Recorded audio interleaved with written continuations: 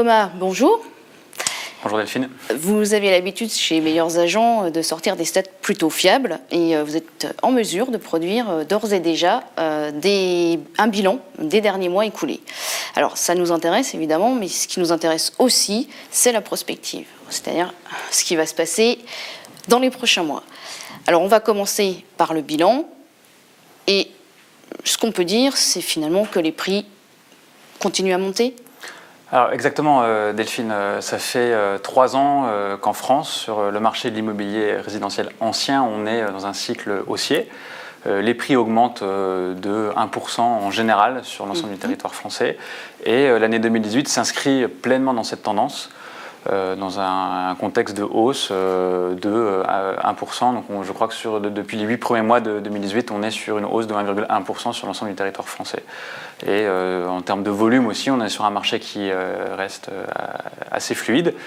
On a atteint un pic à 960 000 transactions en décembre 2017 sur 12 mois glissants.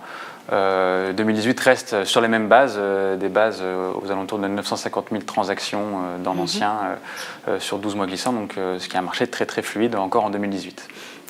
Mais en fait, bon, donc 2018 finalement c'est un tout petit peu peut-être en dessous de 2017, mais enfin après l'année exceptionnelle qu'on a vécue, c'est plutôt normal. Et donc la question que tout le monde se pose, c'est combien de temps ça va durer finalement. C'est un peu la question de la rentrée, effectivement. Est-ce que sommes-nous à la veille d'un retournement du marché de l'immobilier? C'est ce qu'on commence à entendre, effectivement. Exactement. Tous les acteurs de l'immobilier parlent de ce fameux retournement. Alors, il y a plusieurs indicateurs qui militent pour une poursuite de cette dynamique. Le chômage baisse depuis 3 ans, donc ce qui va soutenir du coup la demande.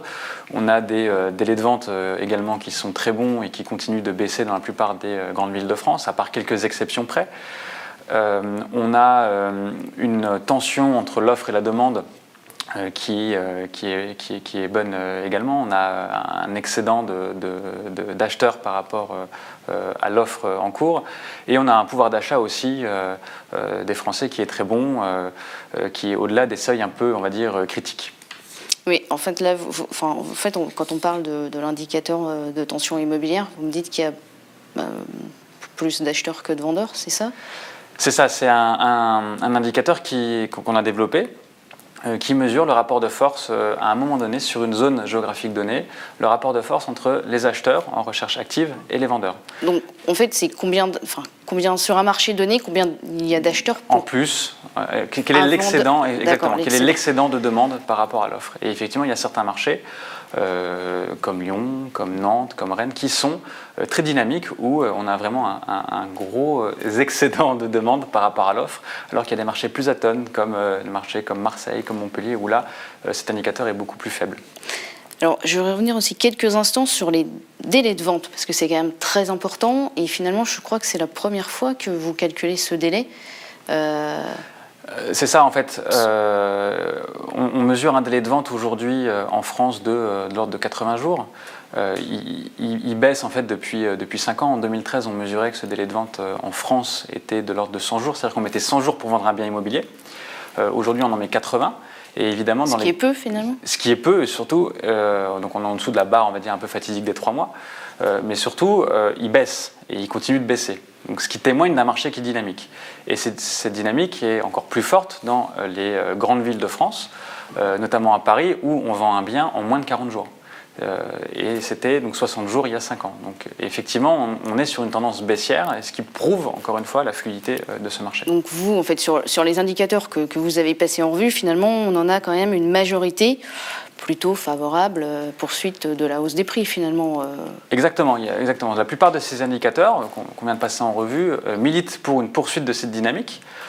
Mais il y a quand même quelques indicateurs qui militent, eux, pour un changement de tendance, un changement de rythme. On peut parler des taux. C'est un peu aussi le fameux taux qui va remonter. Quand les mots à la mode en ce moment. En fait, ça fait 2 ans que les taux ne baissent plus. On emprunte 1,5% sur 20 ans. Ça ne baisse plus. Et ça devrait même remonter. Mario Draghi, le président de la BCE, a annoncé ça pour l'été 2019. Et l'autre critère, c'est aussi les durées d'emprunt qui ne cessent d'augmenter. puisque les prix augmentent, les prix de l'immobilier augmentent et que les taux ne baissent plus, pour pouvoir retrouver de la capacité exactement, pour retrouver du pouvoir d'achat, les ménages français s'endettent de plus en plus longtemps. Et on est sur une durée moyenne de 240 mois pour un crédit. Environ 20 ans. C'est ça, exactement. Mais il y a surtout une grosse part des crédits de plus de 25 ans. Une part de plus en plus importante. Oui, et 30 ans, c'est quand même, ça peut pas devenir la majorité en fait. Exactement. Enfin, tout le monde ne pourra pas emprunter sur 30 ans.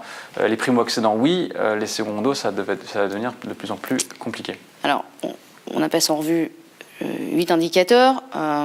Donc, encore une fois, majoritairement, ils indiquent que le marché immobilier va plutôt se maintenir, que les prix vont avoir tendance à continuer sur leur tendance haussière. Mais bon, à un moment donné, la fin de cycle, vous la voyez pour quand vous ? En fait, effectivement, quand on regarde ces indicateurs, on se dit que le marché immobilier va continuer dans cette dynamique-là encore au moins jusqu'à l'été 2019. Donc, c'est-à-dire avec des prix qui vont continuer d'augmenter légèrement, avec des volumes qui vont rester à des niveaux très corrects, avec un niveau de fluidité très bon, en deçà des niveaux de 2017, évidemment. Et donc dans ces conditions, on imagine que les prix en France devraient augmenter de l'ordre de 1,5%, alors avec évidemment des petites variations locales en fonction de l'attractivité de certaines villes. Donc on imagine effectivement que sur l'ensemble du territoire français, les prix devraient augmenter de 1,5% jusqu'à l'été 2019. Et ensuite, sous l'impact de la remontée des taux, le marché devrait être plus atone. Et après, tout dépendra de la force de cette remontée, la force le niveau des taux qui seront proposés. Oui, c'est vrai. Donc en fait, c'est vraiment finalement la variation des taux, leur augmentation, qui va finalement donner le ton. En ce moment, oui. Sur le marché actuel, oui. Donc, ce qu'on peut dire, en fait, si je devais résumer, c'est pour le moment, 2018, ça va continuer sur la même lancée que 2017, donc des prix qui augmentent, des volumes finalement qui restent quand même relativement élevés, avec des transactions qui se font, un marché relativement fluide, mais on doit s'attendre quand même à un coup d'arrêt d'ici l'été 2019, en fait. C'est à peu près ça que... C'est ce qu'on peut dire en fait à l'heure actuelle. C'est c'est votre scénario en fait. Un coup d'arrêt, c'est un peu fort, mais effectivement, un changement de rythme d'ici l'été 2019 sous l'impact d'une hausse des taux, est fortement probable. Exactement. Thomas, merci. Merci à vous.